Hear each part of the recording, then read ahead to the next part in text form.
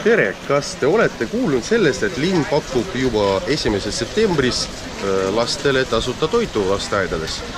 Ausalt öeldes ei ole kuulnud, aga kui see tõesti nii on, et siis on see väga tervitatav uudis, et minul endal üks laps on küll juba koolis, aga teine käib veel lasteaias ja ma tean, et kui oluline on see, et lapsed saavad 3 korda päevas väga tervislikku toitu. Ja omast kogemusest võin öelda, et olen väga rahul selle toiduga, mida siis lasteaias pakutakse. Ja tegelikult kui mõelda, kui suurt osa kuumaksest moodustab lasteaias toiduraha, et siis ma arvan, et kui see tõesti nii on, et siis kindlasti vähem kindlustatud peredele see on väga suur kokkuhoid igas kalendrikuus. Et väga vahva uudis.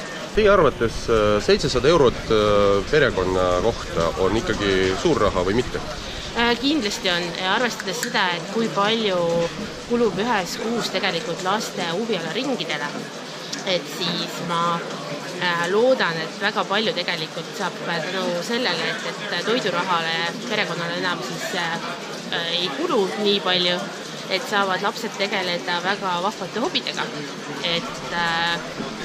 Et kindlasti on igale perele, kus kasvavad 2 või enam lapst, kindlasti väga oluline tegelikult iga euro, mis jääb ja saab siis ühes kuus säästa.